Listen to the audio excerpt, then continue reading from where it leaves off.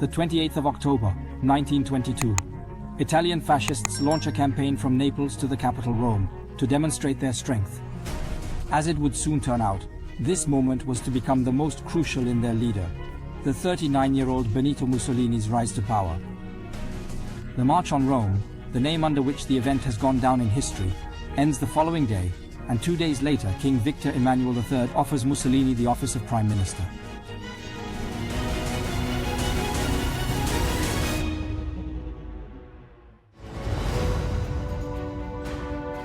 Many Italians welcome his decision because Mussolini initially seems to be the man who will lead the country out of the chaos it fell into after the First World War. But it will soon become clear how wrong they were.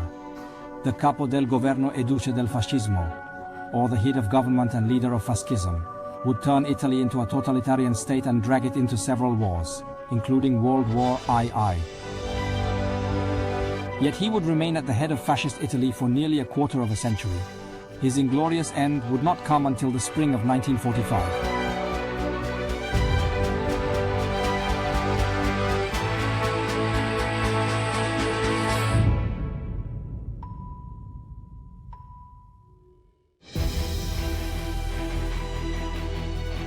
Benito Mussolini, full name Benito Amilcare Andrea Mussolini, was born in the town of Predappio in northeastern Italy. His childhood was not easy. While his mother tried to lead an orderly life as a teacher in the local primary school, his father was a renowned alcoholic, womanizer, and brawler. The wild family circumstances were reflected in Benito's behavior. He was uncontrollable, prone to violence. He was even expelled from primary school after one of the fights in which he stabbed a classmate with a knife. He only graduated thanks to his mother's intercession.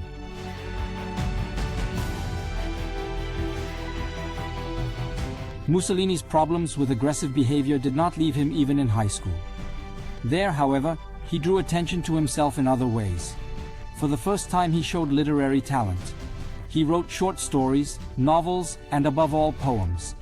He then practiced reciting them for long hours in front of the mirror to near perfection. Eventually, he became a skilled orator with a penchant for theatrics. As it would turn out, it was this part of his personality that would later help him greatly on his path to power.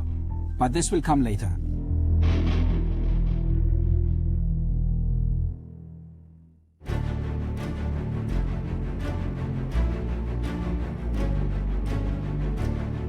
Now Mussolini is 19 years old, and following his father's example, he is a radical and passionate socialist. At that time, however, he was still more interested in journalism than in real politics. His main concern was the possibility of influencing public opinion. He held extreme left-wing views, and in his articles he called for a violent revolution that would take the wealth of the rich and distribute it among the people. His articles were increasingly popular. In 1912, Mussolini rose to become editor-in-chief of the central socialist newspaper Avanti, or Forward. But in the end, he lasted there only 2 years. In 1914, Mussolini's socialist period ended. The main reason was his attitude towards Italy's entry into the First World War. While the socialists strictly rejected it, Mussolini was in favor. He believed the war could spur the desired change in the country's circumstances. So he began to organize pro-war demonstrations. Then his fellow party members threw him out of the newspaper and the party. That's when Mussolini told his critics, "You think you can get rid of me, but you'll see I'll be back."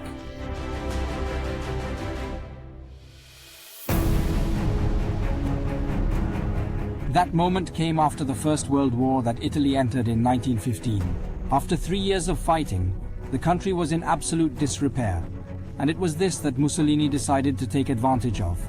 He definitively abandoned socialist ideas, and on March 23, 1919, he founded an organization called Fasci di Combattimento, the Combat Union.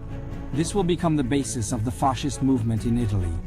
The organization, which was made up of former elite soldiers and nationalists, turned into the National Fascist Party in 1921. We have to stop here for a moment.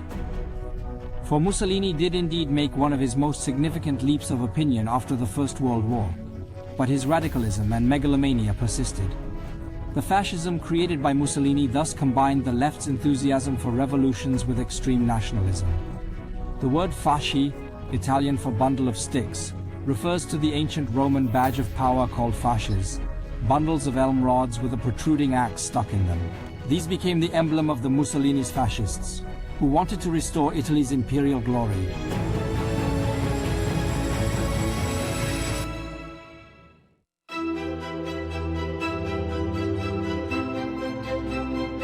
Mussolini's influence then grew rapidly.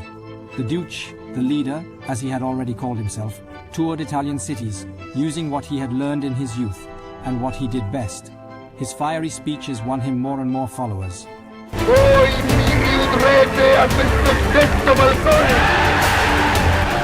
While in 1919 his party won only 4% of the vote in the elections, 2 years later it was almost 20%. Mussolini became a deputy, but his ambitions were much higher. Then in 1922, when Italy plunged into another political crisis, Mussolini decided he was strong enough to carry out his plan, to lead the new Italy as the sole and unchallenged leader.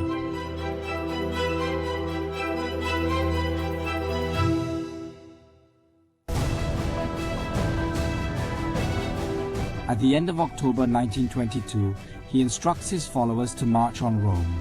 Although the then King of Italy, Victor Emmanuel III, has a huge army on his side that could easily disperse a procession of 30,000, he does not intervene against the fascists. Fearing revolution and bloodshed, he prefers to appoint Mussolini, who did not take part in the march himself, as prime minister. Mussolini initially tries to live up to the expectations of the Italians. He introduced economic reforms, improved conditions for workers, and launched an ambitious public works program to reduce unemployment and rebuild a country still impoverished by war. He is also collaborating with Parliament. But none of this is to last.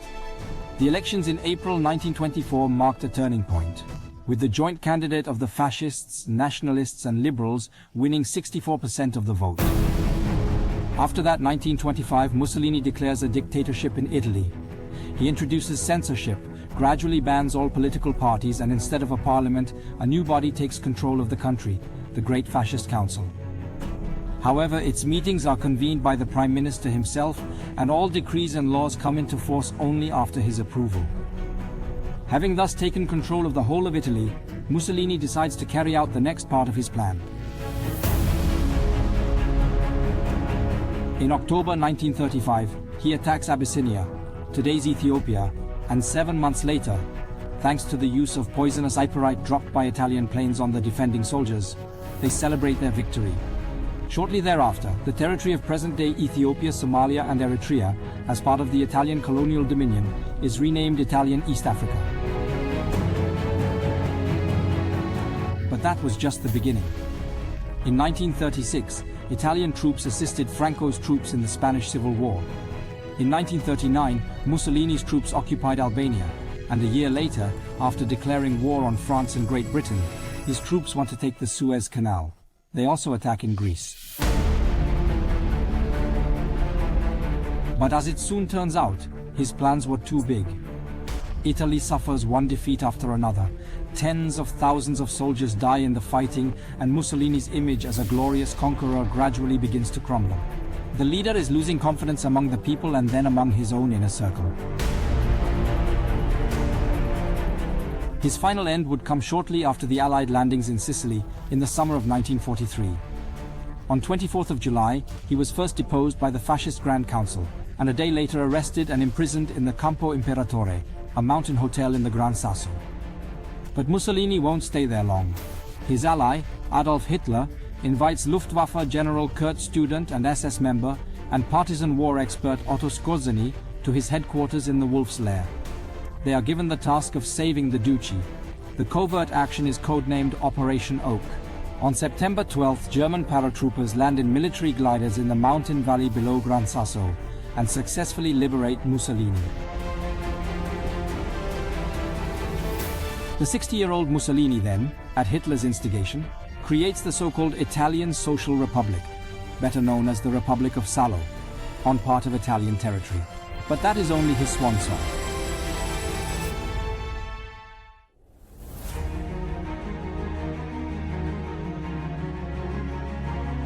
When it becomes clear that his republic will not hold, Mussolini attempts to flee the country with the retreating Germans. On April 25, 1945, accompanied by his mistress Clara Petacci, he sets off for the Swiss border disguised as a German soldier. But their path is crossed by a partisan brigade, and Mussolini's face is so familiar that even the German uniform doesn't help. The partisans arrest him, and 3 days later the Committee of National Liberation sentences him to death by shooting. The sentence is executed immediately. Mussolini's body, as well as that of his mistress and other executed fascists, is then taken by the partisans to nearby Milan. In Loreto Square, they hang them by their feet from the beams of the gas station where the Germans executed 15 partisans a year ago. It was a shameful death and a public humiliation of all fascism. The crowd disgraced and mutilated the corpse of a man they had adored for 20 years. When it was over, the corpses were buried in the local cemetery. From there, in 1957, the coffin containing Benito Mussolini's remains was moved to his native Predapio, where it was placed in the family tomb.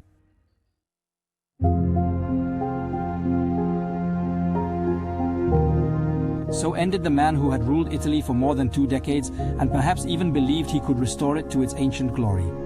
Instead, he ended exactly as he ruled, violently, brutally, and without any respect or understanding.